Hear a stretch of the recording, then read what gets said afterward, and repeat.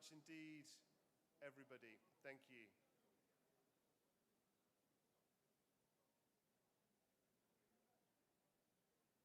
Thank you very much. It's so good to see everybody, such a full room this morning. Thank you very much indeed.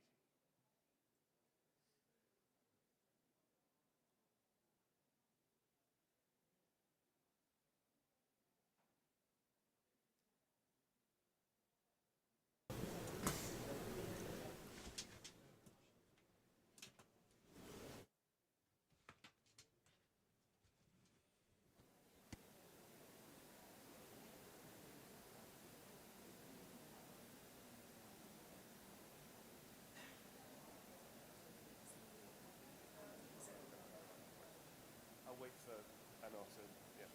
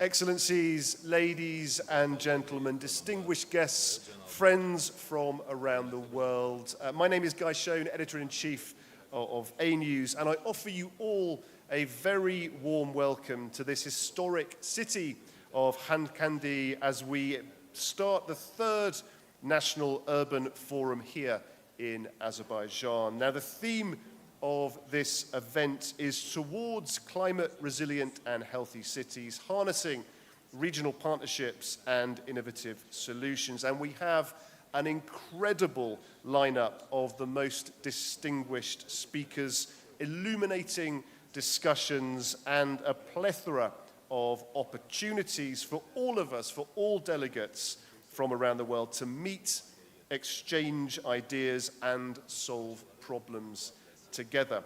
All that we experience together over the next 3 days will, of course, pave the way to the World Urban Forum 13 taking place in Baku in 2026. And it is my honor now to introduce the opening words, the opening address from His Excellency Mr. Ilham Aliyev, President of the Republic of Azerbaijan, and that address will be delivered by the Chairman of the State Committee on Urban Planning, and Architecture of the Republic of Azerbaijan, and the National Coordinator of WUF13, Mr. Anar Galiyev.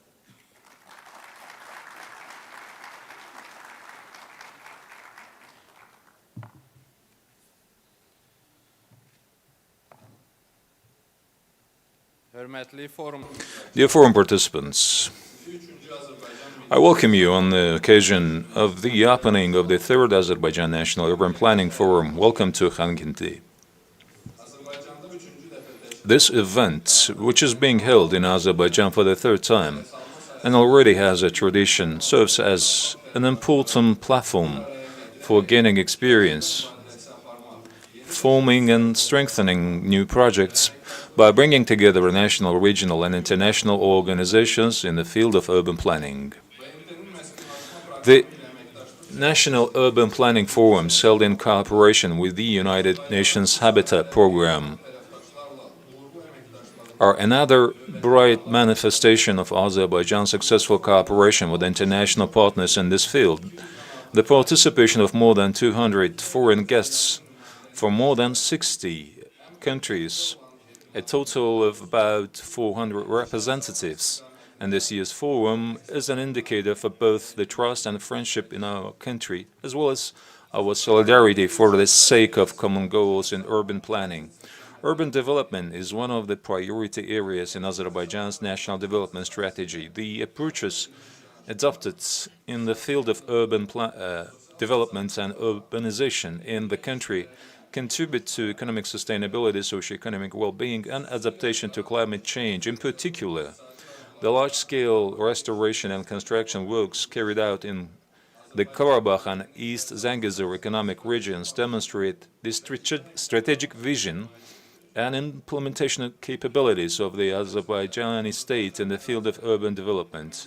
Over the past 30 years, as a result of the occupation of Azerbaijani territories by Armenia, cities and villages have been completely destroyed. Our historical and cultural heritage has been destroyed. Lands have been subjected to mine pollution, mine contamination on a large scale, and more than 1 million Azerbaijanis have been displaced from their homeland. Thanks to the victory we won in the 44-day patriotic war back in 2020, the liberation of those territories from occupation laid the foundation and paved the way for a period of restoration, reconstruction, and revival for our country. Today, the Azerbaijani state is carrying out large-scale reconstruction and rehabilitation activities in Karabakh and East Zangezur economic regions. The general planning of the region has been completed. The master plan has been completed. Based on this plan, which covers an area of 13.6 thousand square kilometers, reconstruction work is being carried out to resettle more than 1.1 million people in their native cities and villages. The master plans of 8 cities and 90 villages with a population of more than 300,000 people have already been approved. People have returned to and settled in 6 cities, 2 settlements, and 20 villages liberated from occupation. Today, the Azerbaijani state is carrying out large-scale reconstruction and rehabilitation construction activities in the Karabakh and East Zangezur economic regions. The master planning of the region has been completed. So in the last 4 years, we had 3 international airports, and also the highways, new railroad infrastructure delivered, along with the residential and also industrial, educational, and other social infrastructure facilities in the pipeline. In the process of restoring the liberated territories, special importance is attached to the reconstruction of energy infrastructure and ensuring energy security. Solar and wind energy projects are being rapidly implemented in Karabakh and East Zangezur, which have been declared a green energy zone and have a technical capacity of 10,000 megawatts of green energy. Innovative approaches such as smart city and smart village are being applied here, and the ecosystem is being restored. To ensure economic development and employment in the region, industrial parks and economic zones are being created. All this contributes to the sustainable development of settlements by expanding local production opportunities and creating new jobs at the same time. Thanks to the new road infrastructure being built, the direct connection of Karabakh and East Zangezur with Baku and other areas of the country serves the rapid economic and social growth and development of these regions. Today, within the framework of the Great Return Program, about 60,000 people already live, work, and study in these areas. It is of special significance that the third Azerbaijan National Urban Planning Forum is held in the city of Khankendi. This city, which has been under occupation for many years, is today a symbol of peace, restoration, and revival. The infrastructure projects implemented in Khankendi ensure the development of the city in accordance with the concept of a modern, smart, and innovative city. The construction process carried out in the Karabakh and East Zangezur regions is of particular importance, not only in terms of urban development and infrastructure development, but also in terms of establishing long-term peace and cooperation in the region. The targeted projects implemented, new partnerships established, and the economic environment formed create sustainable living opportunities for the local population and serve the sustainable development of cities. Azerbaijan's advanced experience in the field of urban development is met with great interest by the international community. Our country is recognized as a reliable partner in solving global challenges in the field of climate change and urban development and in the formation of innovative approaches. International cooperation in this area, and especially the initiatives implemented jointly with the UN Habitat Program, are of particular importance. The decision to host the 13th session of the World Urban Forum, one of the most influential events in the world in the field of urban planning in Baku in 2026, is an indication and manifestation of Azerbaijan's contribution to international urbanization processes and the high trust it has earned as a reliable partner. This prestigious event will further strengthen Azerbaijan's role in global urbanization processes, make a significant contribution to the sustainable development of the region and the goals of global urbanization in general. Today's forum is an important milestone on the way to the 13th World Urban Forum. I'm confident that the discussions to be held here will be of particular importance in terms of implementing strategic initiatives in the field of planning, regeneration, and sustainable development of cities, and will serve to shape a greener, more inclusive, and prosperous living environment for future generations. Once again, I welcome you all to Azerbaijan and wish you the forum every success. Ilham Aliyev, Baku City, October 15, 2025.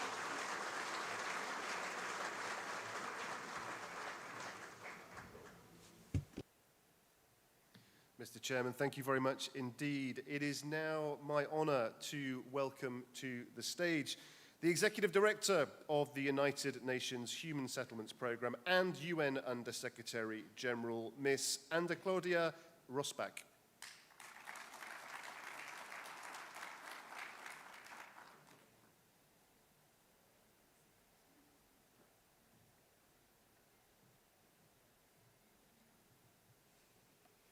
Excellencies, honorable ministers, distinguished mayors, esteemed delegates, colleagues, and friends.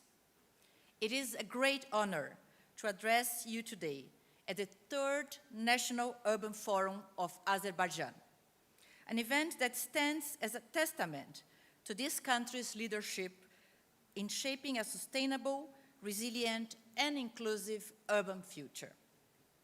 On behalf of UN Habitat, I extend our sincere appreciation to the government of the Republic of Azerbaijan, and in particular, to the State Committee on Urban Planning and Architecture for your long-standing partnership and commitment. Thank you.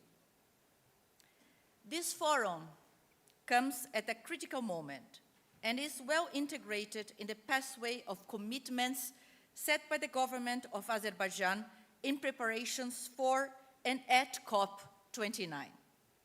A decade from the Paris Agreement, we are seeing ever-increasing climate impacts. While the first global stocktake has confirmed how far we remain from achieving the 1.5 goal, according to the latest UNEP emissions gap report, the world is currently on track for a 2.6 to 3.1 degree rise in global temperatures by the end of this century. In this context, cities must take center stage.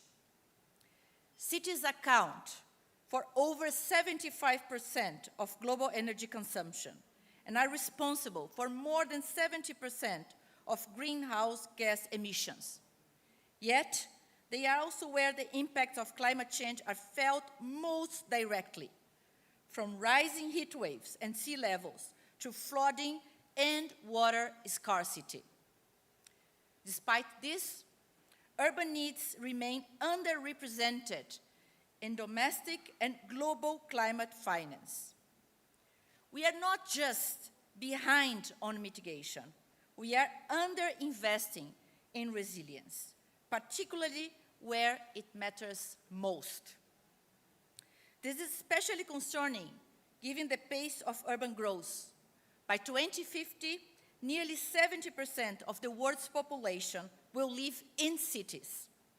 The actions we take now to ensure urban resilience will determine whether we lock ourselves into high emissions futures or chart a path toward inclusive, low carbon urban development.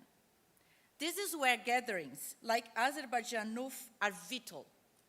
They ensure that national, regional, and local leadership feed into global decision-making, and that global frameworks and policies are grounded in the real experiences and needs of communities on the front lines. Excellencies, we are proud that this year's forum contributes to shaping the outcomes of COP30 in Belém and the 13th World Urban Forum, the WUF 13, which will be hosted here in Azerbaijan, in Baku, in May 2026. WUF 13 will take place at a pivotal moment. It will mark the midpoint of implementation of the new urban agenda and come just ahead of the UN General Assembly high-level meeting on the new urban agenda in July 2026. We will also present the global review of SDG 11 at the high-level political forum that same year. The theme of WUF 13, Housing the World, Safe and Resilient Cities and Communities, speaks to one of the most pressing global challenges of our time. Today, nearly 3 billion people live in inadequate housing. More than 1 billion reside in slums or informal settlements, and over 300 million are homeless. Housing is the foundation of dignity, opportunity, and climate resilience. It is rightly a cornerstone of UN Habitat's new strategic plan for 26-29, endorsed earlier this year by member states. WUF 13 in Baku will be a global checkpoint to renew commitments, track progress, and catalyze partnerships.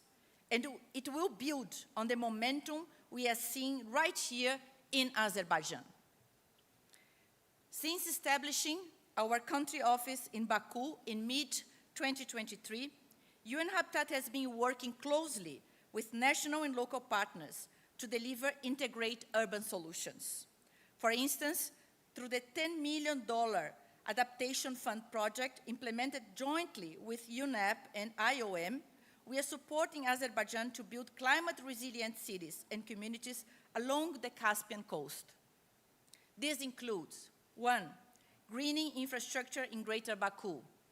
2. Enhanced early warning systems in Efchala. 3. Water security and rainwater harvesting in Astara, all grounded in strong community engagement and inclusive design. Our work also supports the development of policy and institutional frameworks for urban resilience, aligned with national priorities and global commitments. And we are proud to be co-organizing this forum together with SCUPA, contributing to the multi-sectoral action pathways map for resilient and healthy cities initiative. Excellencies, colleagues, we are at the moment where ambition must meet action. Last year, at the ministerial meeting on urbanization and climate change held in Baku, ministers and mayors called clearly for the alignment of national climate commitments with local action. This includes the inclusion of urban priorities in revised national determined contributions, the NDCs, and the scaling of partnerships and finance to implement them. This year, on 11 November, we will co-host the 4th edition of the Ministerial Meeting on Urbanization and Climate Change at COP30 in Belém. It will focus on housing, land, nature, and urban basic services, and bring regional insights from forums like NUFA 3 into the heart of global climate negotiations at COP. Let this forum be more than a dialogue. Let it be catalyst to forge partnerships, inspire bold solutions, and elevate the role of cities at the global stage. On behalf of UN Habitat, I reaffirm our full commitment in supporting the government of Azerbaijan, our local partners, and the communities we serve in realizing a resilient and sustainable future. Let us ensure that the outcomes of NUFA 3 help shape the global urban and climate agenda, from COP29 in Baku to COP30 in Belém, and back to Baku for the WUF 13 in next May. Thank you.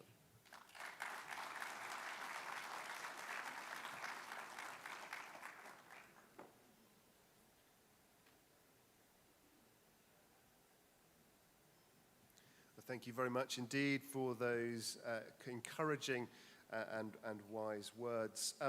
We've now come to the point in the morning that makes moderators and masters of ceremony the most nervous, other than meeting distinguished guests, of course, which is we're about to deploy some video. We've got a very special message to be shared with you, and it is from the President of the UN Habitat Assembly, Minister of Housing and Local Government of Malaysia, Mr. Garkor Ming.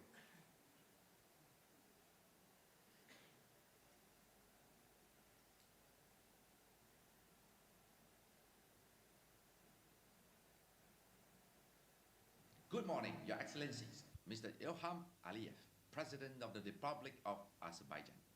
Honorable Anna Guliyev, Chairman of the State Committee of Urban Planning and Architecture. Madam Executive Director, Ms. Anna Claudia Rosbach. Honorable Mayors, Your Excellencies, ladies and gentlemen. I have the pleasure of recording this video message to mark the 3rd Azerbaijan National Urban Forum. In the past 2 years, the State Committee for Urban Planning and Architecture have successfully organized national urban forums to highlight the significant role played by sustainable urbanization in achieving the 17 Sustainable Development Goal SDGs. Following on the success of the 29th sessions of the Conference of the Parties of COP29 in Baku, I'm pleased that you have chosen to focus on climate and environmental sustainability.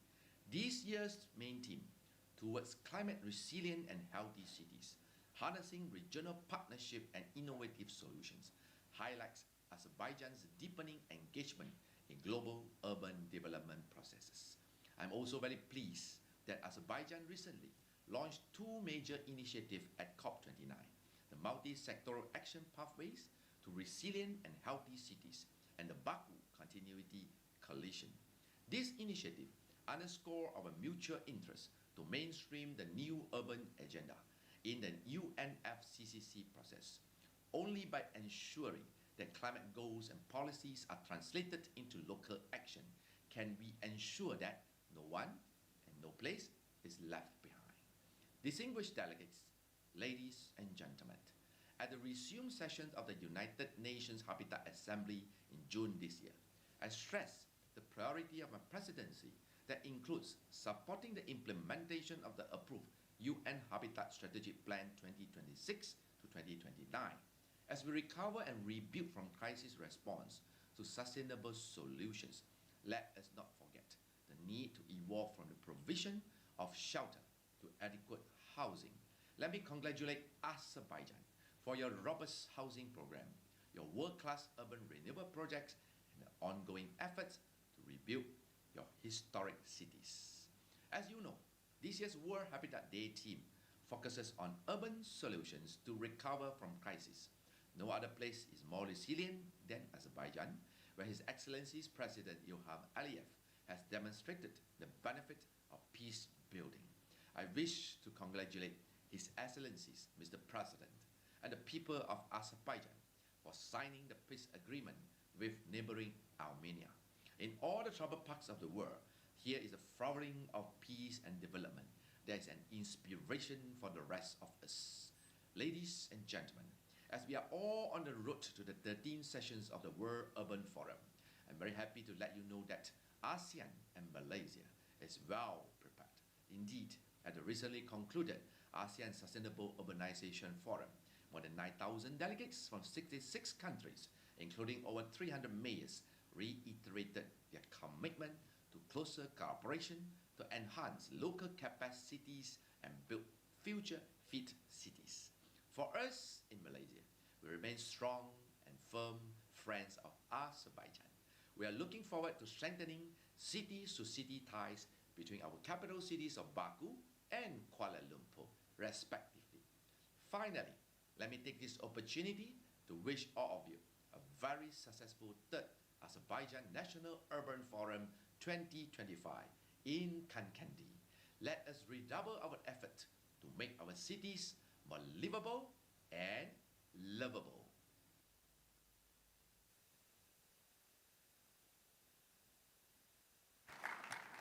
More livable and lovable.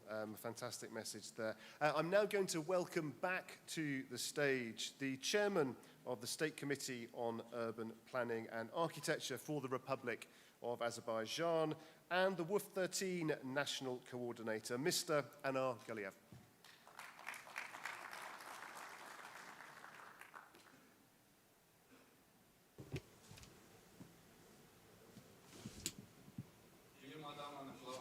Executive Director of UN Habitat, Excellencies, Honorable Ministers, Ambassadors, Mayors, and all colleagues, dear participants of the 3rd Azerbaijan National Urban Forum. It's a great honor to welcome you at the 3rd National Urban Forum here in ancient Azerbaijani land, Karabakh, in beautiful city of Khankendi. Before beginning my speech, I have to express our sincere gratitude to His Excellency Mr. Ilham Aliyev, President of the Republic of Azerbaijan, for his unwavering support and personal attention to the Azerbaijan National Urban Forum from its very inception, and inspiring messages to the participants of its 3rd edition today. Thanks to the political will and forward-looking vision of Mr. President, Azerbaijan is undergoing a comprehensive urban transformation in Baku, Karabakh, and across all regions of the country. This transformation reflects our nation's commitment to sustainable development, innovative urban planning, and inclusive growth, fully aligned with global agenda. Guided by strong leadership and a clear strategic direction, Azerbaijan continues to advance toward a future where cities serve as drivers of opportunity, environmental balance, and social well-being for all. Let me also extend our appreciation to UN Habitat for its valuable support in establishing a platform of national urban forums. These forums have become a space for dialogue, knowledge sharing, and collective action, bringing together government institutions, international partners, experts, and communities in a shared pursuit of sustainable urban futures. They have proven that when we come together with a spirit of partnership, we can accelerate progress toward more resilient, inclusive, and people-centered cities. My acknowledgement also goes to Ms. Maimouna Mo Sharif, Kuala Lumpur Mayor, former executive director of UN Habitat. Her support has been instrumental in establishing this platform and communicating the world Azerbaijan's achievements and aligning our national priorities with the global urban agenda. And of course, I extend my special appreciation to Ms. Anna Claudia Rosbach, Executive Director of UN Habitat, for her dedication, vision, and collaborative spirit for significantly expanding our cooperation and deepening our engagement with UN Habitat. Thank you, Madame Rosbach, for your invaluable partnership. I have to thank all of you for accepting our invitation and being present here today. Your participation is a clear reflection of our shared commitments to advancing resilient, inclusive, and sustainable urban development in the context of the climate change and challenges all cities are facing. NUFA has emerged in 2022 and laid the groundwork for a cohesive urban framework by bringing together government officials and experts from broader region as well as international partners. Building on this foundation, the second NUFA in 2023 further strengthened this collaborative environment, advancing city innovations aligned with new urban agenda and the SDGs. The theme of this year's National Urban Forum, Towards Climate Resilient and Healthy Cities, Harnessing Regional Partnership and Innovative Solutions, could not be more relevant. As urban areas around the world confront growing climate challenges and public health concerns, this forum provides a critical opportunity to explore how innovation and regional collaboration can drive more resilient, livable, and equitable cities. Since its inception, the forum has expanded in both reach and relevance, with 400 participants from 45 countries first year, growing to over 700 participants from 53 countries second year. And this year we expect about 1,000 participants, including more than 400 from 65 countries present at today's opening session. This year we are especially pleased to welcome representatives from around 10 new countries, as well as ministers, deputy ministers, mayors, senior officials of the international organizations, academia, and the private sector. Another inspiring aspect of this year's forum is participation of over 40 cities, whose presence highlights the growing local engagement and the importance of the city-level leadership in driving forward sustainable and resilient urban futures. This is not only a testament to the NUFA's value, but also to substantial progress Azerbaijan has made in the field of urban development. Across the country, our cities are embracing innovative planning approaches, modern infrastructure, and environmentally friendly practices. Since 2018, Azerbaijan has progressively enhanced its approach to spatial development by preparing and implementing of regularly updated master plans for its cities, developed in collaboration with international experts to ensure alignment with global standards. A prime example of our modern planning philosophy is the Baku City Master Plan, undergoing a historic transformation rooted in people-centered development, sustainability, and resilience. One of the significant features of the Baku Master Plan is adoption of a polycentric development model. Instead of concentrating all activities in a single city center, the plan envisions a network of interconnected hubs and sub-centers throughout Baku, each with its own unique character, infrastructure, economic function, and well-integrated green public spaces. Today, Azerbaijan is proud to share its post-conflict urban recovery model. Ambitious reconstruction efforts are going across the liberated territories of Karabakh and East Zangezur. Comprehensive master planning, which covers 20% of the country, including 12 cities and hundreds of rural settlements. These plans are not just technical documents. They serve as blueprints for restoring communities and livelihoods. Former international displaced persons are already returning to newly revitalized cities, towns, and villages, where they are beginning to live, work, and study once again. This progress reflects not only the physical reconstruction of the region, but also the country's commitment to inclusive and sustainable recovery. Guided by the principle of building back better, we see this recovery as an opportunity to create vibrant, resilient, and sustainable urban environment, setting a benchmark for future development across the region. To effectively manage the complexity of post-conflict recovery and development, Azerbaijan has established a dedicated governance model through the appointment of special representatives of the President in the liberated regions. This institution enables cohesive, efficient, and inclusive coordination across all levels of government, a task that requires not only significant resources, but also a strong long-term vision and participatory planning. During the forum, you will have the opportunity to hear directly from the special representatives present here, who will share insights into the work being carried out on the ground and provide a more comprehensive understanding of the transformative processes underway in these regions. Dear colleagues, as we gather for this important event, we have a unique opportunity to exchange ideas, share best practices, and shape the vision of the cities of tomorrow. This forum promoting regional partnerships for green, resilient, and sustainable cities is distinguished by its diverse and dynamic program. Participants will engage in comprehensive discussions on a wide range of critical topics, focusing on the complex challenge of balancing environment stewardship with social-economic advancement. Housing affordability, one of the most urgent urban issues today, will be at the forefront of the agenda as we collectively strive to develop inclusive solutions that ensure access to safe, affordable, and adequate housing for all. Session hosted in Baku on 17 October will provide a platform for discussion on climate resilient and healthy cities, urban finance, innovation and importance of cross-sector partnership in shaping equitable green urban futures. It is no coincidence that we have dedicated 2 days in Karabakh, Khankendi, before continuing the forum in Baku. This arrangement reflects our commitment to balanced and equitable urban development across all regions of Azerbaijan, ensuring that both the capital and newly liberated territories are part of our shared urban transformation journey. Today you will also have the opportunity to experience the beautiful city of Shusha, a symbol of our cultural heritage and testament to the resilience and renewal of our cities.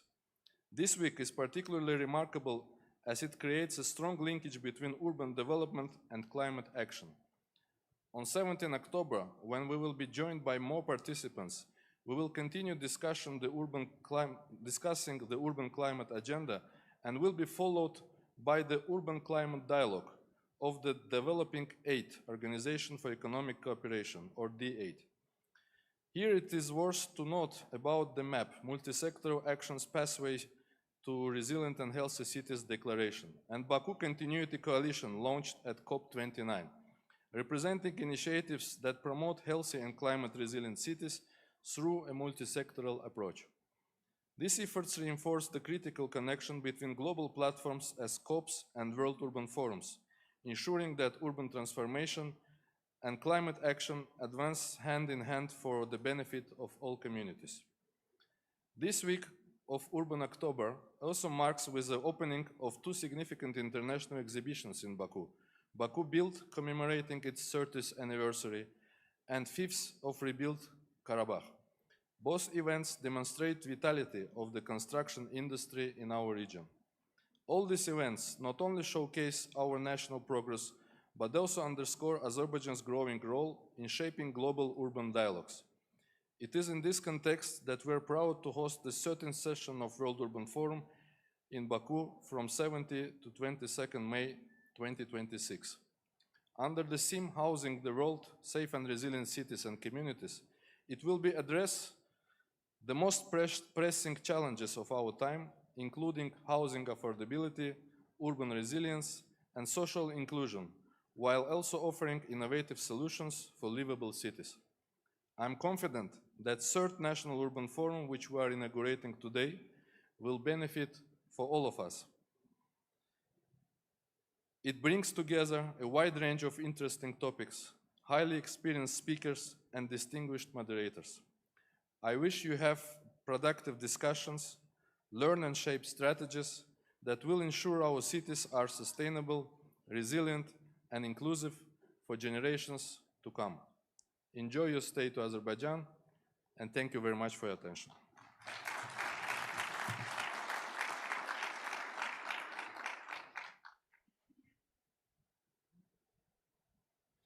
Mr. Chairman, thank you very much indeed. Now, there is a very, very slight amendment to the schedule. In order to stay on time, we're going to crack straight on with panel session 1 now. It's going to be a fantastic session. Caffeine is there. You just have to wait a little bit longer for it.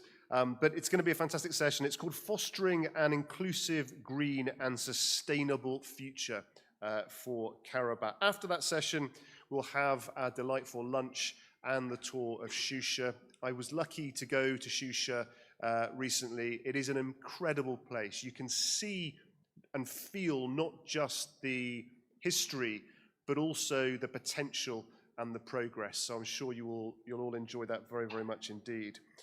For this session, it will be moderated by the Ambassador Extraordinary and Plenipotentiary of the Republic of Azerbaijan to the Republic of Kenya and the Republic of Congo, the Permanent Representative to the United Nations Office at Nairobi, the United Nations Human Settlements Programme, and the United Nations Environment Programme. Mr. Sultan Hajiev.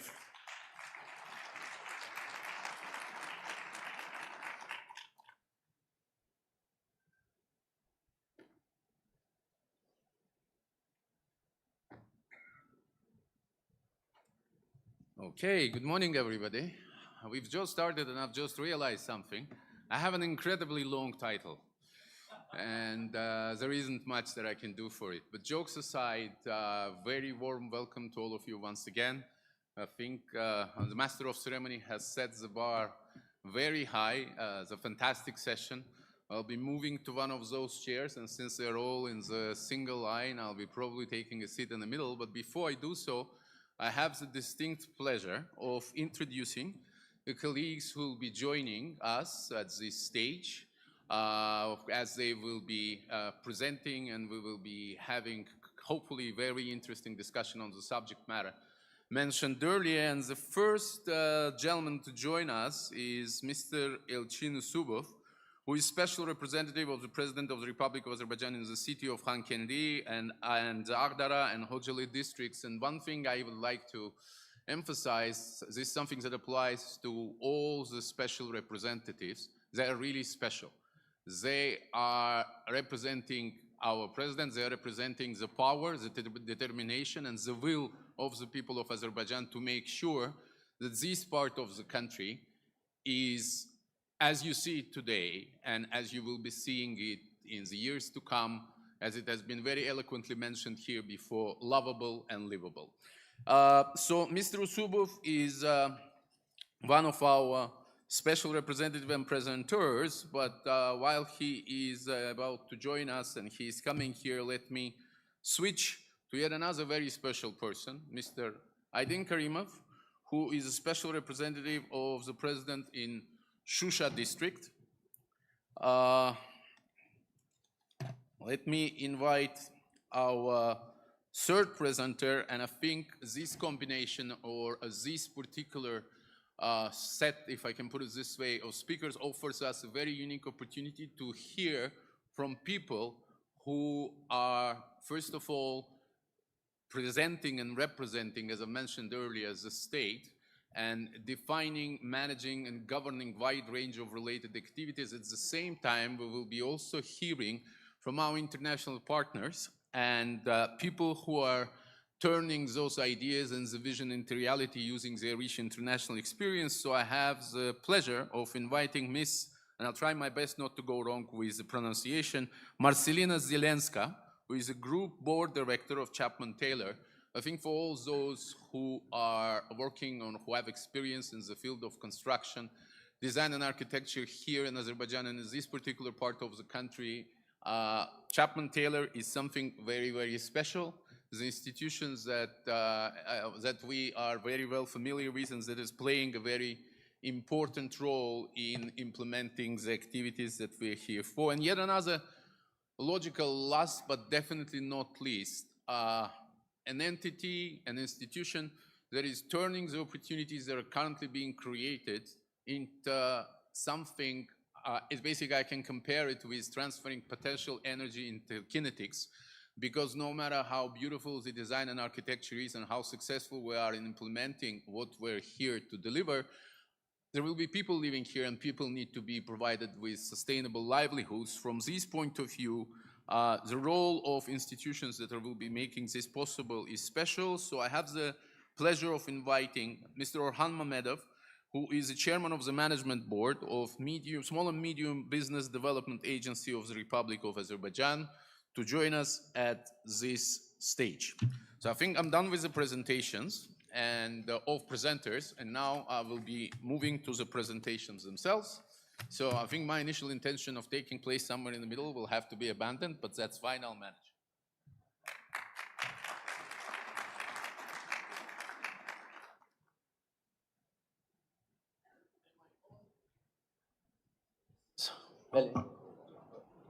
Yerinizden de danışabilirsiniz. Necir abi?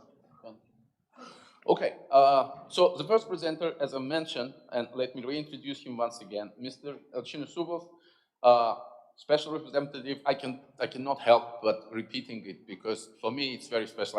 I have a confession to make. My first and only 3 years of working for the government of Azerbaijan I've spent at the office of the president, working at the Special Coordination Center for Reconstruction and Rehabilitation of the Liberated Territories. So special representatives are very special for the country, but they're very special for me because some of the processes that you see here coming to fruition, we were starting some of them together.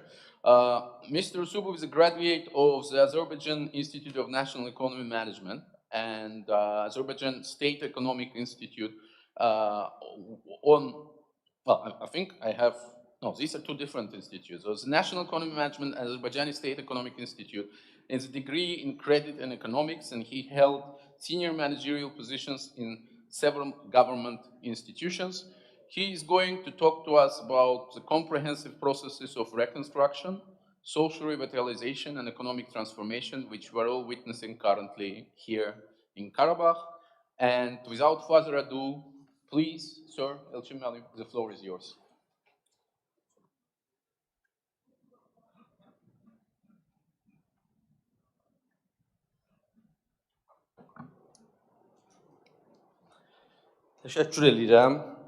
Thank you very much. First and foremost, I would like to welcome you, all our guests, ladies and gentlemen. Welcome to a very ancient city of Azerbaijan, the city of Khankendi. I'm very pleased to welcome you all here.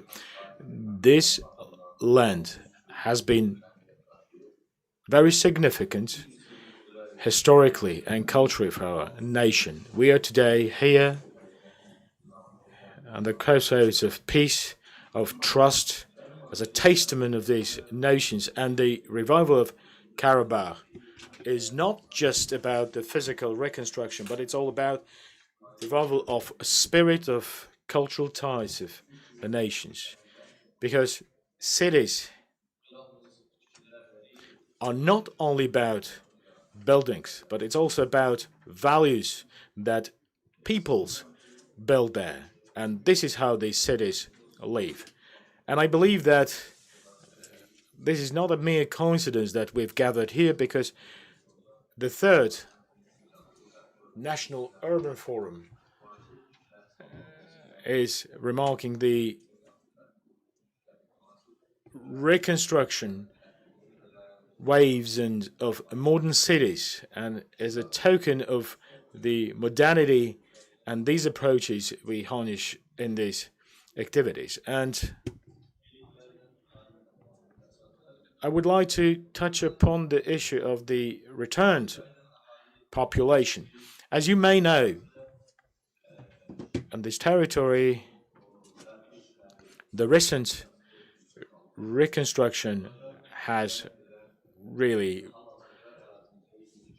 become very extensive, and we have more than 23,000 people living here.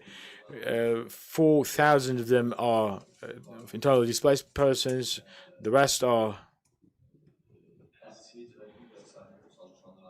those who work in the government institutions, in education, and of course it requires handling the issue of settlement, which is one of the priority issues for us, and recently more than 19 settlements have been restored, where, as I've mentioned before, more than 4,000 people were resettled.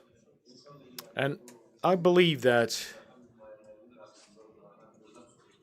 this is really one of the main priority issues which stands before us, before all the special representatives and government institutions, to provide for the settlement, for employment, or for our populations being settled here. And this is one of the main tasks that the government is due to accomplish. And in this area, at the moment, the private investors have invested more than 65 million funds, and these investments cover the Khankendi, Hocalı, Ağdere, for the opening of the new jobs, for new employment, and as a result, more than 3,000 jobs have been created. So, in principle, in terms of employment, yeah, this is a great endeavor, and plus, in the adjacent areas of the settlements where we find arable lands, they have been studied at this capacity, and we also saying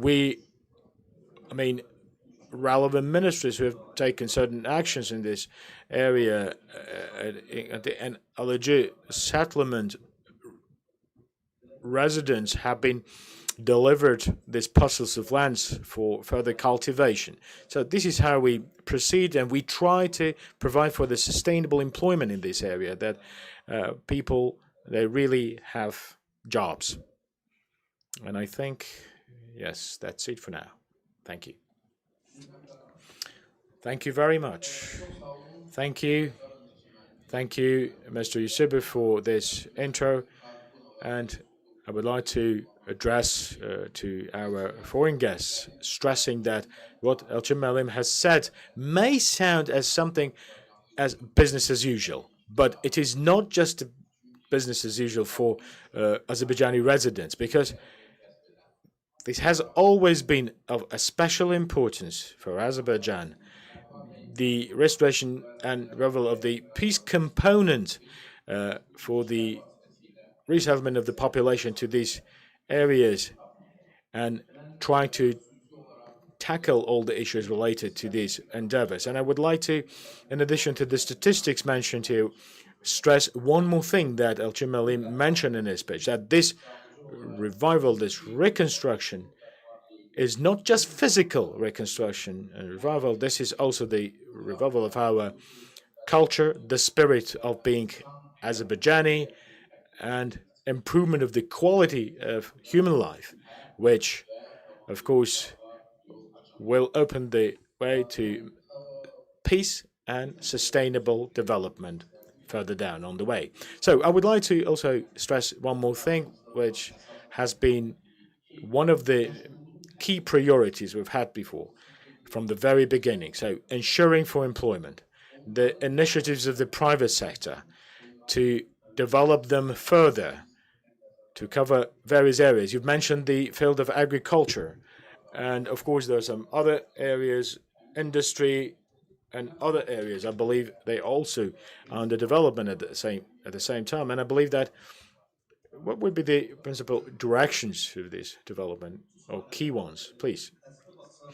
So, in fact, as you mentioned, this has been only a very short list of all activities, of all accomplishments we had. And in this short period of time, creating of more than 3,000 jobs does not only cover the field of agriculture, but also includes the industrial facilities in these areas. And in order to ensure the attractiveness, the government has done a lot of things in field of taxes, tax reliefs, social reliefs and so on. And the inflow of investors to these areas is really very high and very serious. And the industrial facilities, I'm not meaning only the agriculture, but if we take the industrial facilities, they began to work. As an example, for example, the brick factory, the brick manufacturing factory were open, the ore iron factory were open with the participation of the President of the Republic of Azerbaijan, and plus the forthcoming opening of the tens of industrial facilities. So plus to 3,000. We believe that in the forthcoming months we will create another 4,000 jobs. In total, 7,000 jobs will be here, and it does not only cover these areas, but also some other adjacent areas, the city of Shusha, Ardam, the populations who settle there. Of course, it will be a great opportunity for the people living there. So, answering to your question, so the subsidies, loans, grace periods for loans, and allowances that the government of the state have created, in addition to the special incentives given to the private sector, have resulted in this accomplishments. And I think the investors now really express a great interest to this on the background of what I've said before. And I would like to touch upon one more point that may be really interesting for you. Investors not pursuing, even not having a philosophy of generating income on the first stage, but rather harnessing the feeling of love and dedication to the development of their motherland. And fortunately, the nature of these areas and its natural resources and other capacities and opportunities led the investors not to be disappointed at all, but to start generating income from the first year. Okay, thank you very much. I'm very grateful to you. Of course, there will be questions probably, but taking into account the agenda, I would like to, with your permission, pass the floor to our next presenter. Presenter or speaker, Mr. Aydin Karimov. As I mentioned, he has a triple special. So Shusha is a sacred, a special place for any Azerbaijani. And Aydin Malim is a special representative of the President of the Republic of Azerbaijan in Shusha district. He graduated the Azerbaijani Oil Academy. He had worked at the Baku seaport for a long time, and then Aydin Malim he also worked at the State Committee for Urban Planning and Architecture. He is working there at this State Committee, which is one of the organizers of this event, and which shows that the city of Shusha is a Shusha of heritage. This is a cradle of culture, and he will speak about the restoration and revival of this city and district. Thank you very much, Sultan Malim. I welcome everyone. So, the National Urban Fora, which were held before, and I had also speeches there, where I spoke about the progress in the development of the Shusha district and Shusha city. And today, I would like to share some developments, some new developments with you, and compared to the previous period, so as we have more people moving and being resettled to this district, I would like to speak about some challenges in this way, and I would like to also introduce you to some projects. So the Shusha, as you may know, it is developing and reviving quite fast, with a fast pace, and the key role plays in this way is the development of the infrastructural projects. First and foremost comes our highways, automobile roads. They've been constructed, which connected Shusha with other cities of Azerbaijan.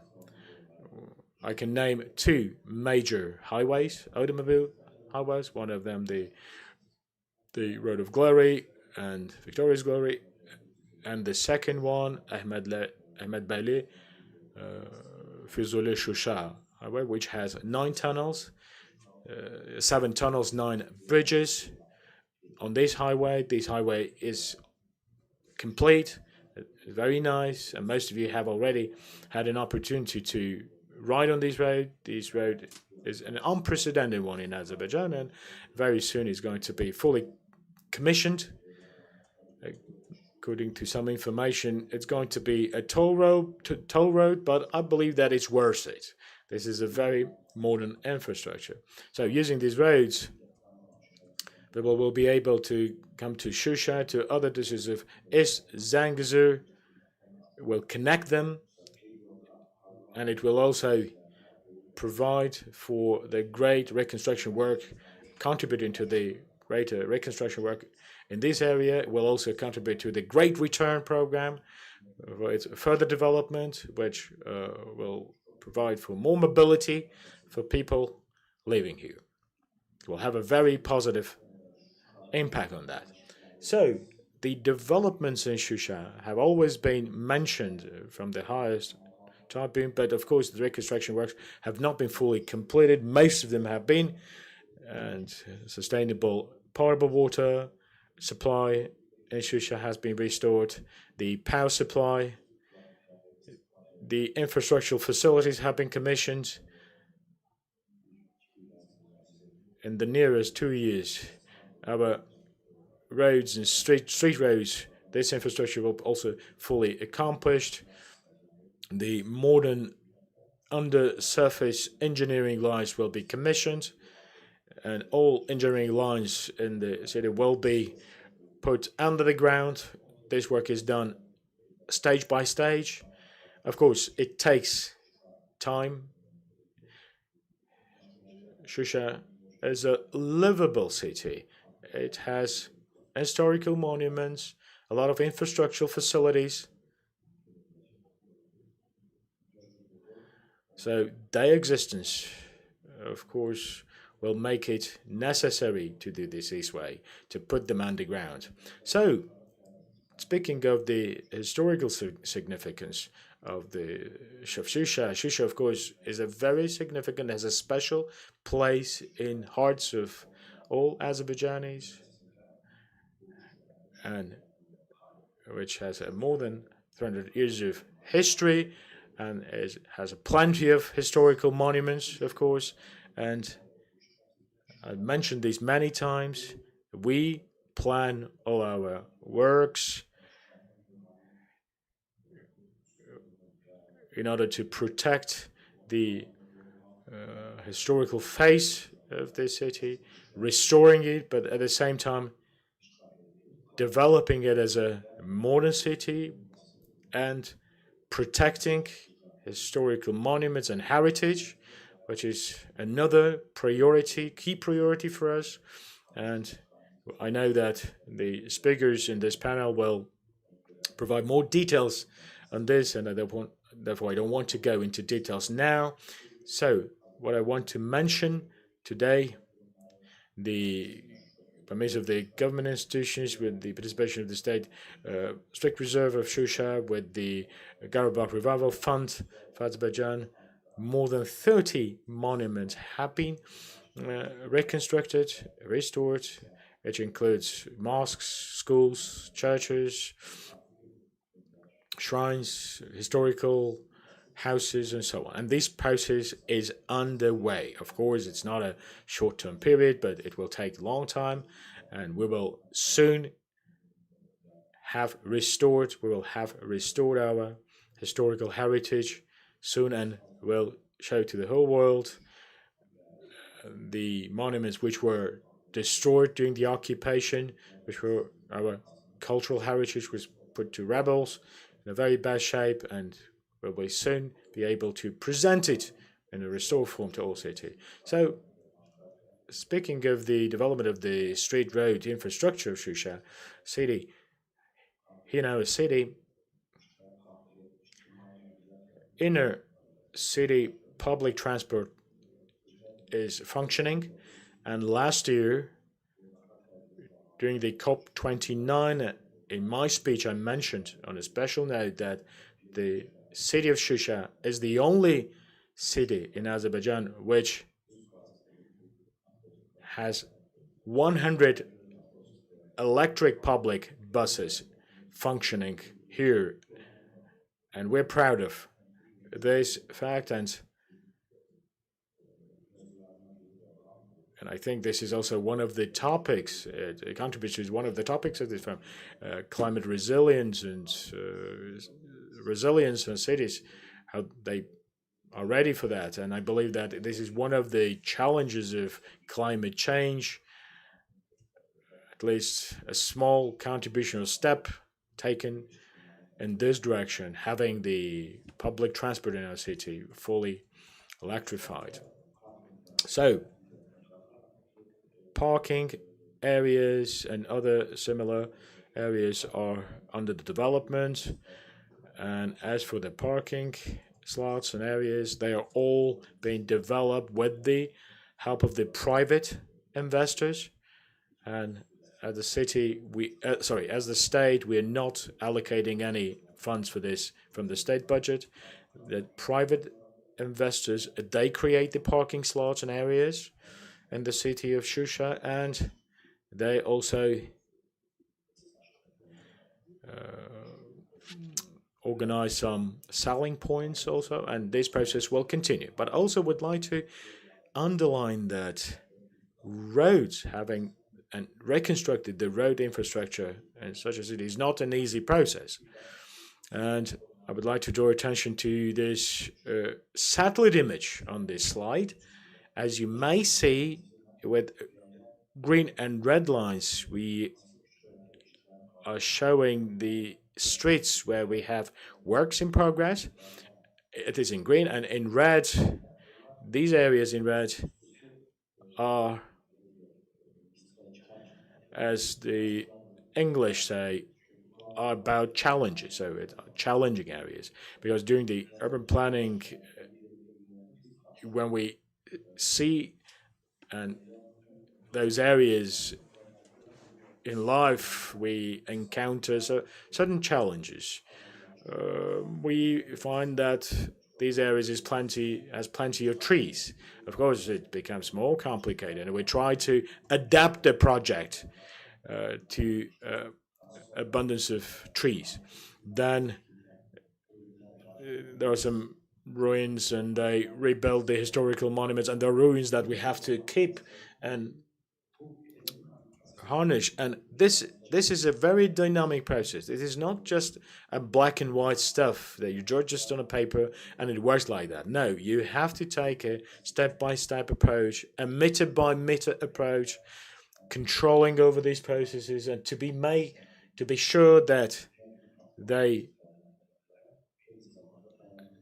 hit the targets in the master plan of the city and also contribute to the SDGs. Should not be contradicting any SDG. So in the city center, some restoration works have been already completed. I don't want to go into details. During the lunchtime, and we will all be in the city of Shusha, and you will be able to witness it yourselves, and you will see those processes in the central neighborhood, the works that have been conducted there. You will see that.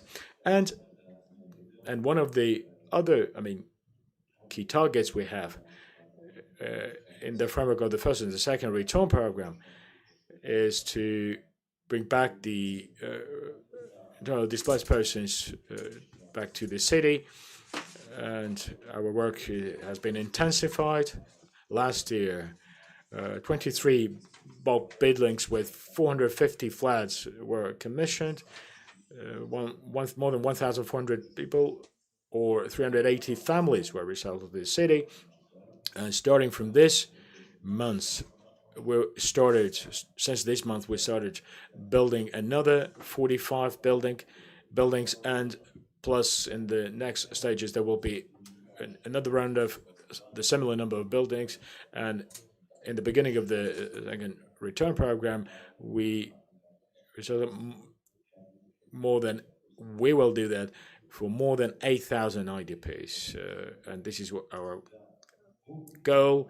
And these buildings, these housing complexes have been designed in accordance with the master plan, and we feel this support and all the technical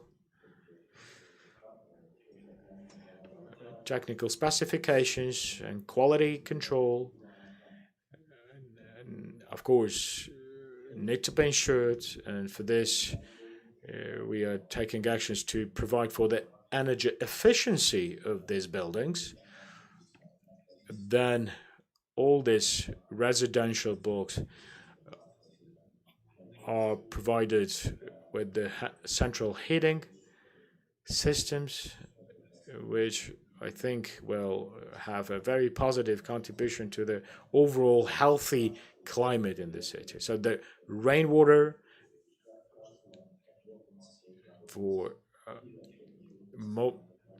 evacuating and controlling the rainwaters, for providing for the safety in these terms, I believe that the actions taken are in line with the overall urban planning and will provide its contribution to this area. We will feel it.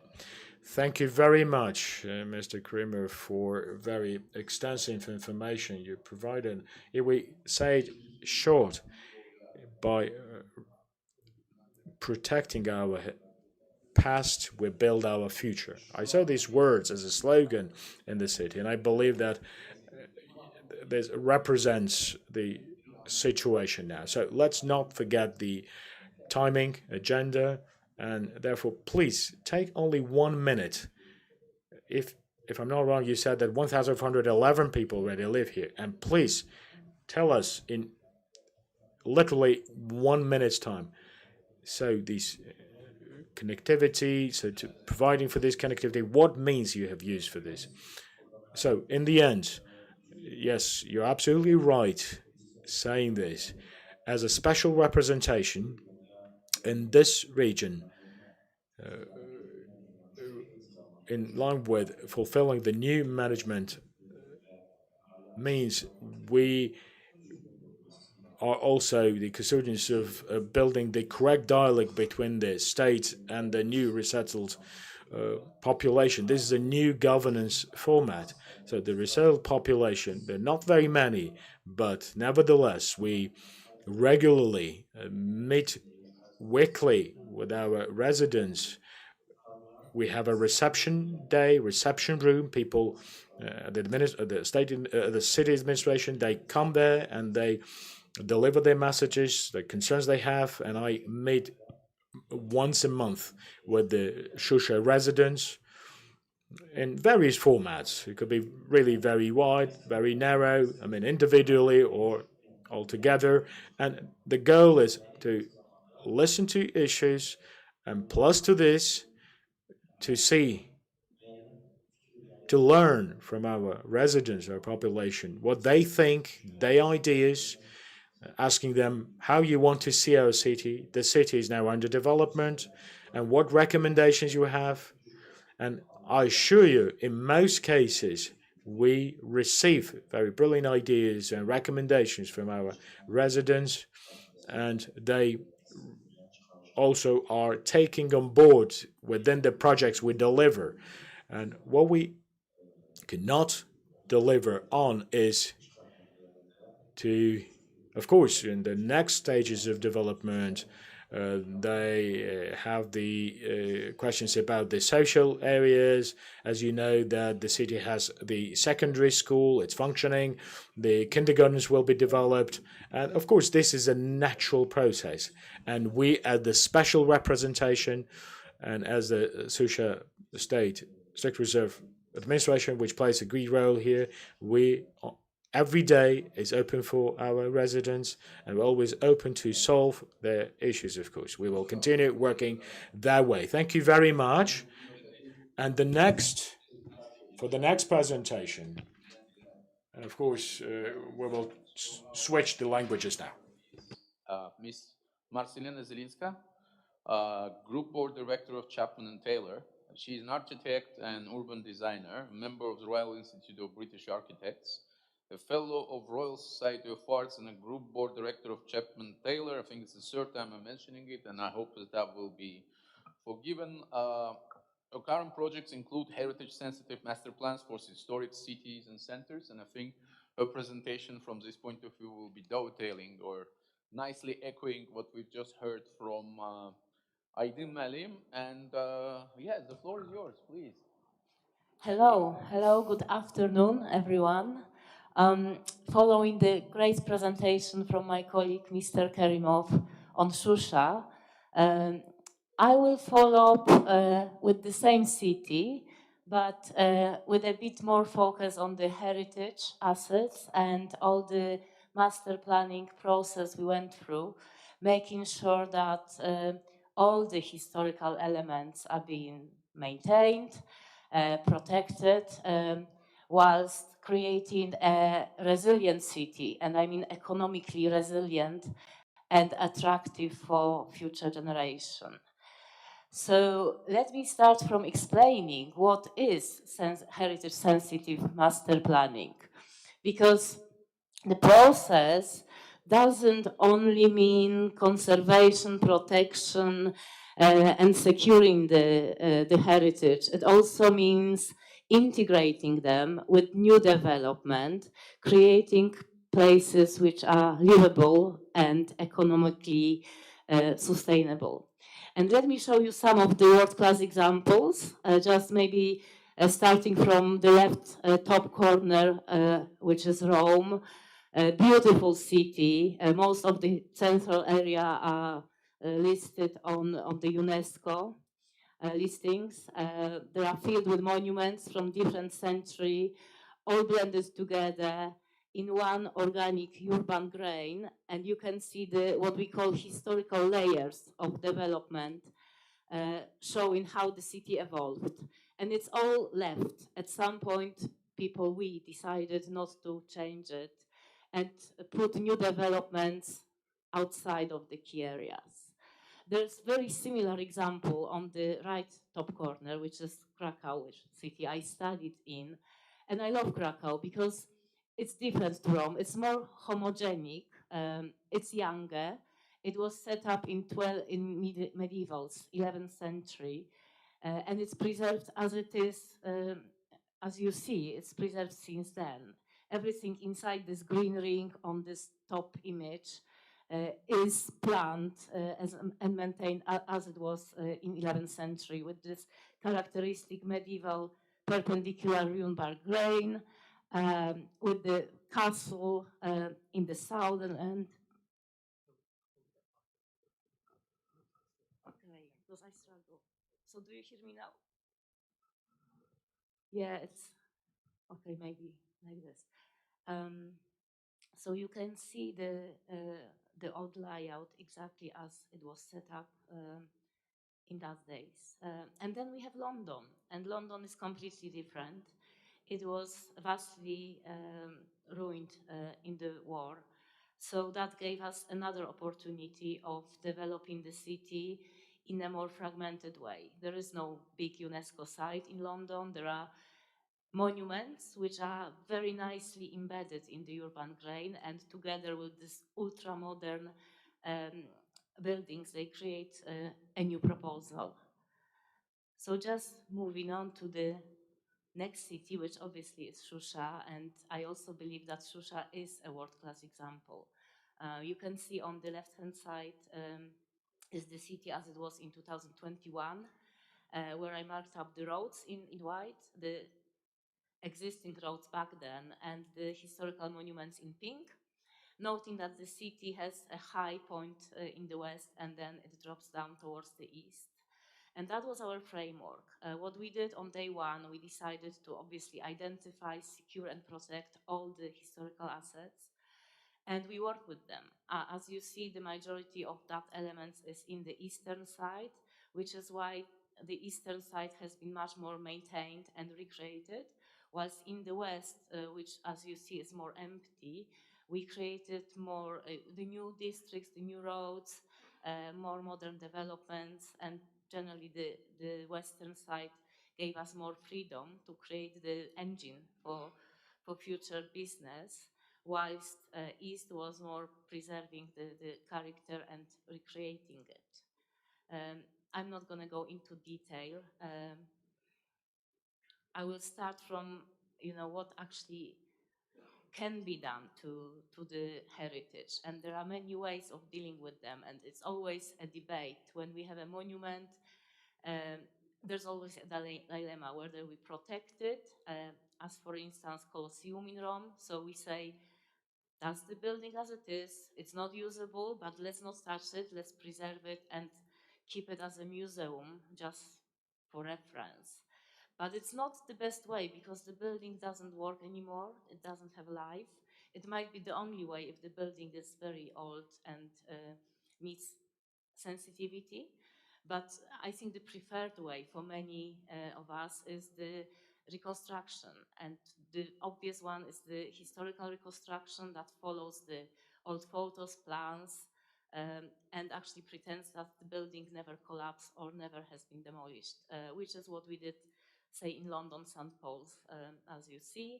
Some people are fans of, being honest with what we do. Some architects believe that when we introduce new elements, they should have a new look. The next image shows what has been proposed for Notre Dame in Paris.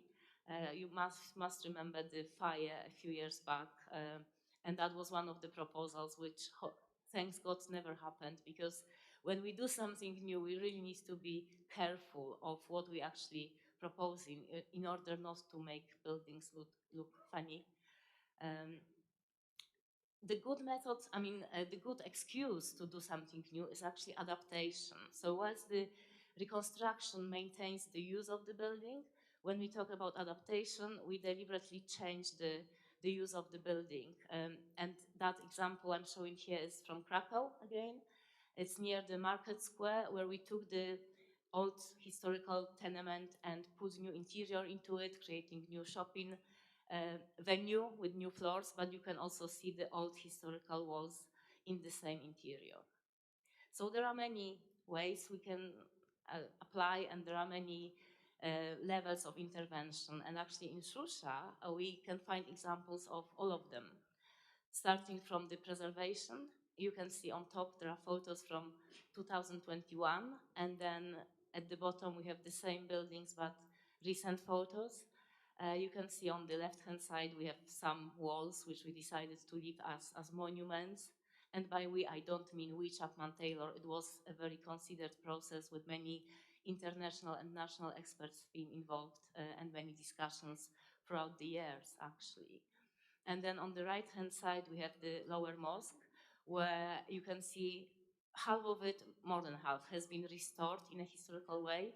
But deliberately, on the right-hand side, you can see some of the demolished walls being maintained just to have a memory of the devastation from the past.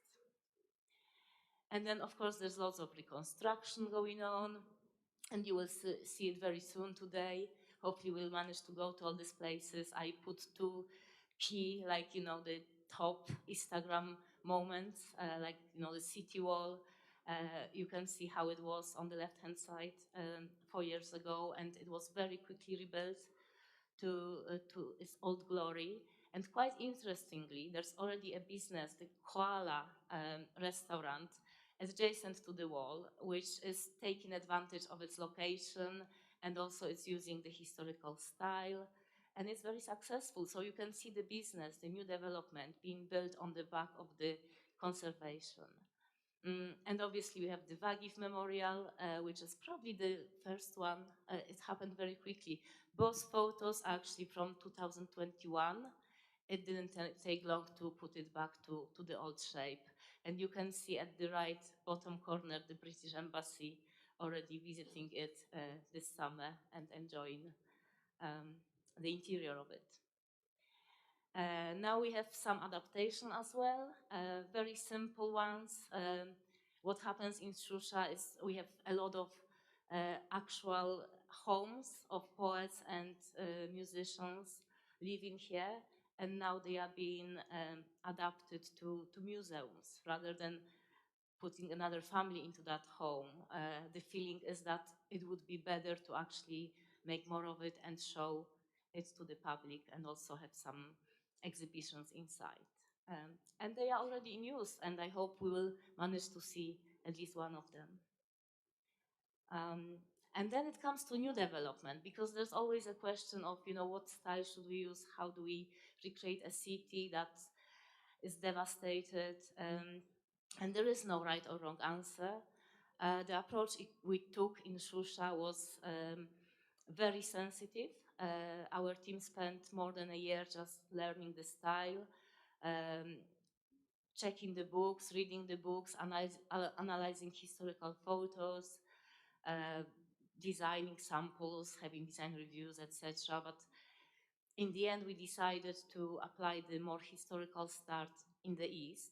You can see the District 192, the pink ones in the east, which we were proposing to recreate, including the old road patterns and the old materials and the buildings itself, whilst moving towards west, the architecture became more modern.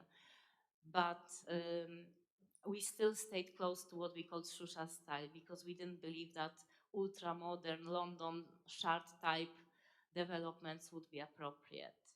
That said, we still allow for some pearls, like you will see the mosque, it's on site now by Italian architects, very contemporary approach, because the city, every city needs some interest points to attract, attention.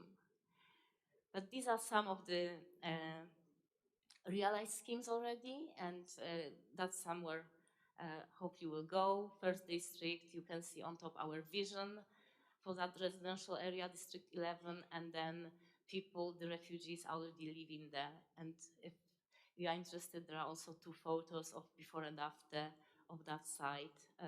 Quite interestingly, the site is Western, so it's the modern development, but there are 2 historical elements on that site which we maintained. You see the Realny School and the museum in front. And the school is now being refurbished. And finally, the High Street. That's not the latest. That's the photo from summer. I'm sure much work has been done, which we'll see today. At the bottom, you see our initial vision for the market square. It's using the historical bazaar. You can see on the very left side, the bazaar building being restored by PMD at the moment. It has the upper mosque, which you can see on the aerial. So these are the 2 historical elements, but all this piazza, the stepped arrangement, the fountain, and these classical buildings around it, actually new build. We designed those buildings along High Street, taking the High Street approach.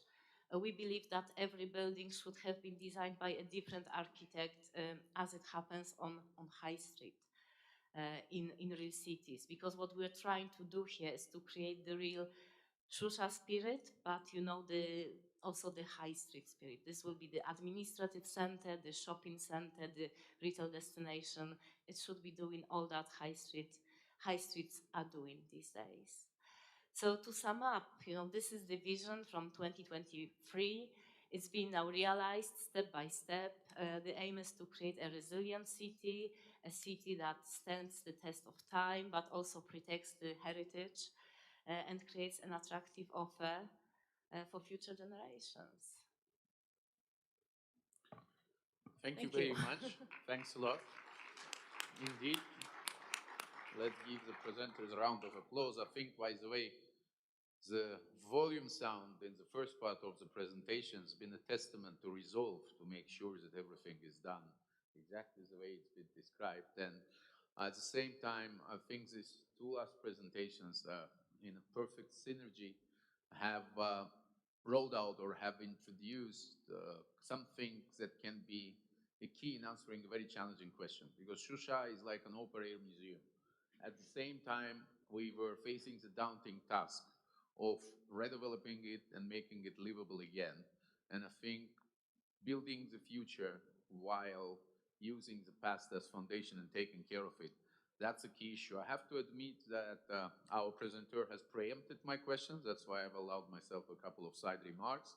I was thinking of linking the presentation back to the key subject of being inclusive, being green, being sustainable.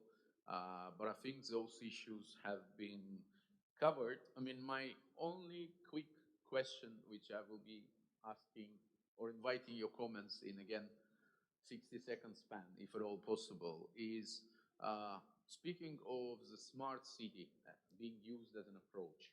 Is Shusha, in your reading, from your experience, is this to say, I'm having difficulties. Unfortunately, I don't have a double neck, so basically I have to either speak to the left or. So is it the smart city, basically, as you see it, or what lays ahead to make sure that it meets this criteria? Please. Well, I'm proud to say that Shusha is super smart. It's probably smarter than most of the European city. It has electric buses, and it's fair to say that 100% of public transport is electric. It has underground garbage system, so no bad smell. It's quite impressive, and it's recycling. So Shusha has 4 types of bins, and it's not a bin, it actually goes down. It's also a green city, it's a walkable city, 15-minute city. So it's a very smart approach, not really smart, because that's the smartest way, really. And also, because there are many ways of defining smart cities, but say the European Union way is defining 6 dimensions of smart cities. And for us planners, the important ones are the environment, the smart mobility, and the smart living. And on smart mobility, it's very important to have an integrated transport system. And actually, Shusha already has a Shusha card, which is integrating transport, but also all the museum entries, all the leisure attractions. So it's even smarter than what we have in London. I would say, I can go for ages on how smart Shusha is, but there's nothing stupid about it. It's very well planned, and it's really investing in modern technology. Thank you so much. I see Adil Malim is lunging for the button, so please. Yes, just want to add to what just said that in addition to that, all what we need is that more smart people to do this city. By all means, absolutely, absolutely. Thank you so very much. We now have arrived to our last presenter, as I said at the very beginning, last but definitely not least. Orhan Mamedov is chairman of the management board of what is known in Azerbaijan and beyond as SCUPA. To explain in a nutshell the way I see it, because I had the pleasure of welcoming him to Nairobi not so long ago, this is a go-to institution for representatives of small and medium enterprises that are facing various type of challenges. And as important as global mega projects are, it's very clear that unless private business, including small and medium enterprises, which is particularly pertinent for this part of the country, given the large or the great return program, is one of the keys and is one of the preconditions of success. So I'll be asking Orhan Malim to share with us his vision of the role that small and medium enterprises are playing in green and inclusive economic development in the Karabakh region, and the strategic importance of the state policy to make sure that this process is as efficient as we all want it to be. Please, Orhan Malim, the floor is yours.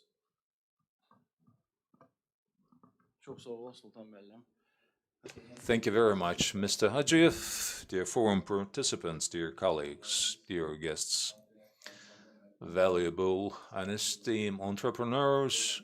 I am privileged to welcome you all at this very high-profile forum, and I wish every best to the work of the forum, and I believe this forum will be constructive and fruitful with ideas and insights. So what we observe in post-conflict active rehabilitation stage, we see rapid recovery, reconstruction activities on the way, and we have also our businesses heavily engaged as one of the key pillars of this problem, because when it comes to habitat, when it comes to resettlement, particularly in the active phase of the reconstruction, entrepreneurs and businesses play a significant crucial role with launching the public catering facilities, service facilities, entertainment facilities, tourism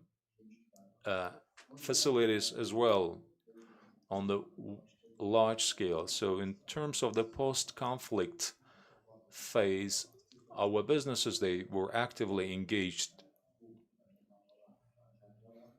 by returning to these regions of Azerbaijan, providing their valuable contribution. Now, in terms of the green energy, as you know, this is also of utmost importance, and it was announced the green energy zone, this particular districts, which provides the opening horizon for the new facilities. The Green Karabakh concept also provides the active participation of the small and the medium businesses, because small and medium businesses, they play a significant role in the uptake and the development of the districts. In the post-conflict zone, we actively worked with entrepreneurs, with businesses, and by the state of Azerbaijan, the COBIA was identified as the focal point, as the coordinator dealing with local entrepreneurs and also the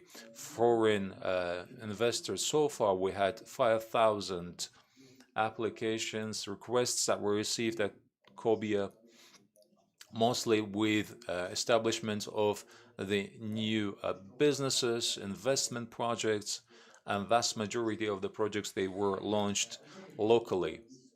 In a nutshell, I believe we are confident to say that there is a great deal of interest of the investors to this region of Azerbaijan, particularly driven with the patriotic aspirations from post-conflict zone immediately after the war. They started to examine, to investigate the opportunities in Karabakh, in Eastern Zengezur, and the interest was actually prevailing over our capabilities to accommodate all those requests. And yet another factor is the preferential mechanisms that have been identified and provided for the entrepreneurs, both for investors and also for the new starters, for the startups. And there are many other government vehicles to support the businesses and the business starters.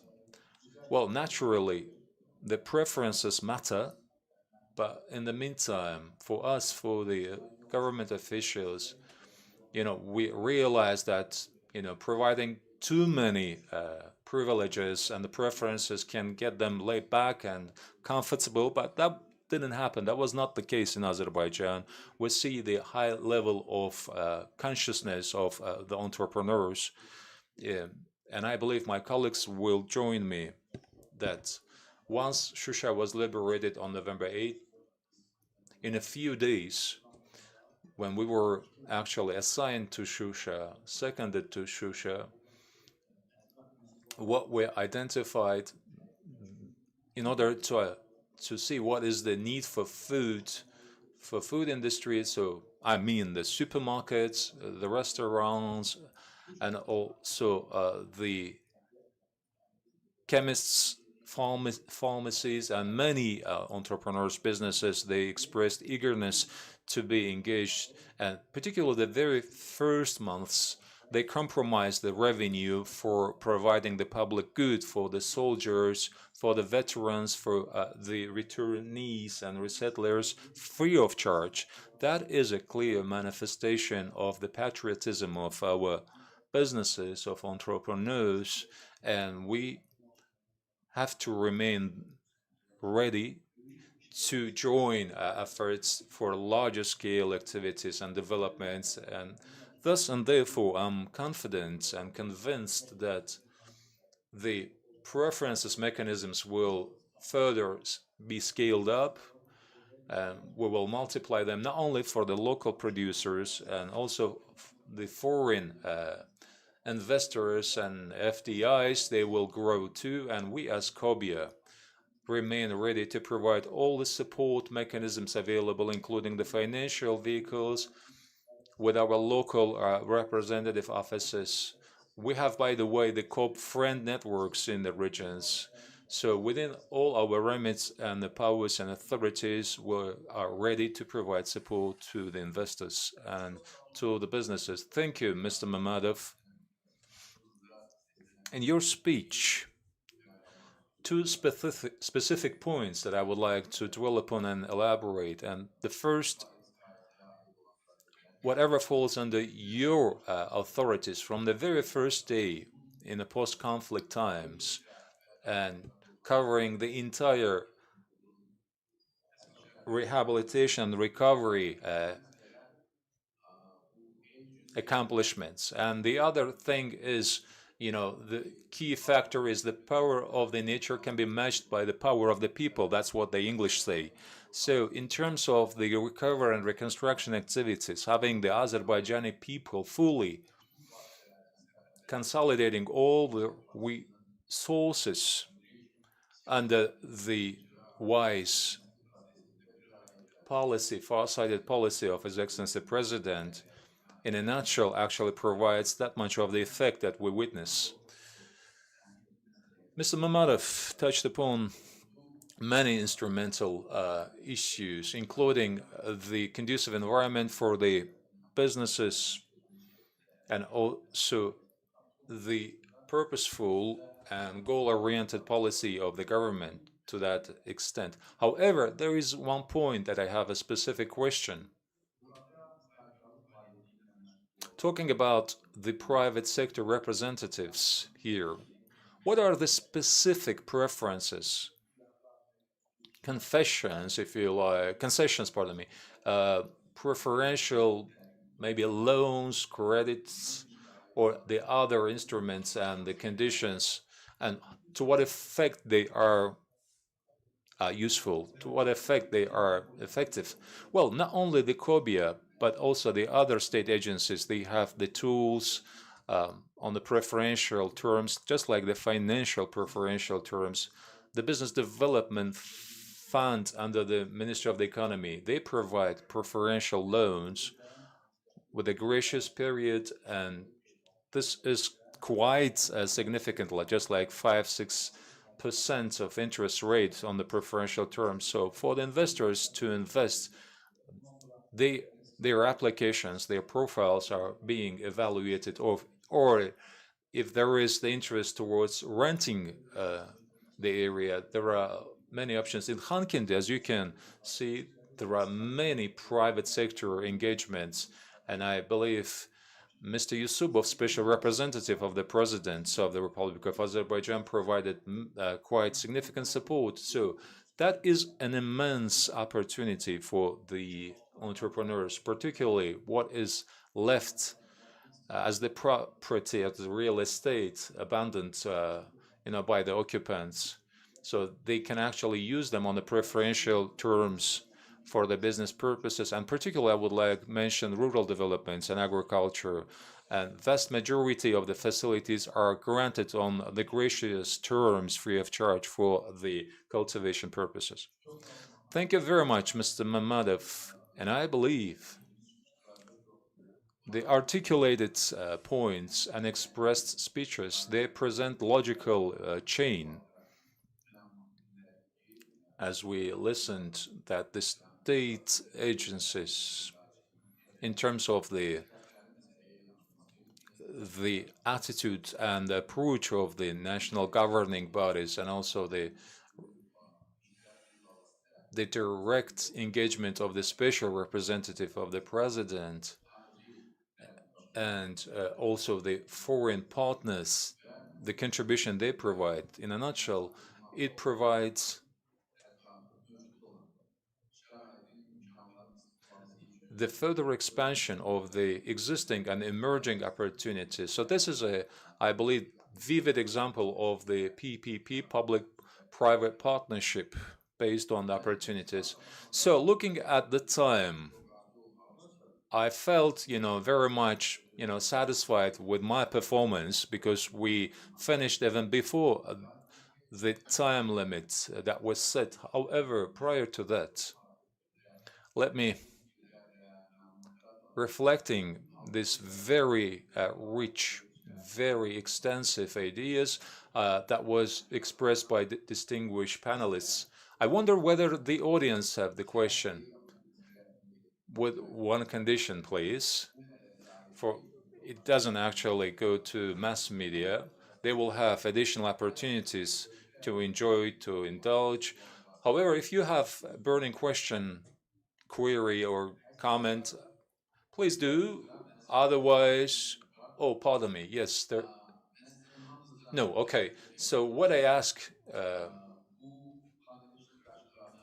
for the panelists, let's upload the panelists, express our kudos, send our appreciations and kudos to the panelists.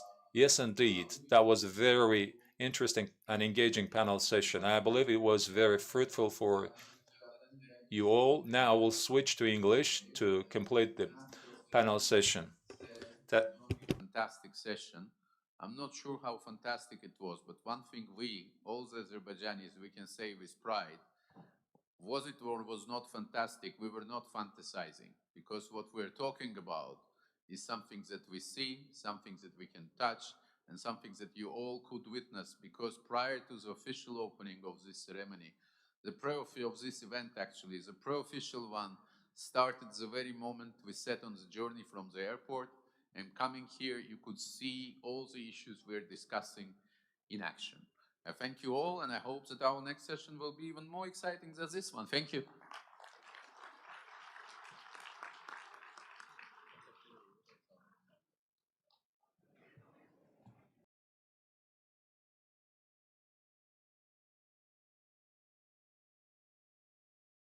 Sizden hamınızdan xahiş ederim. Teşekkür ederim gelmişken Sultan Müəllim. Biz nəzərə almalıyız, xahiş edək ki, biz family photo, and then we will of course depart for Shusha.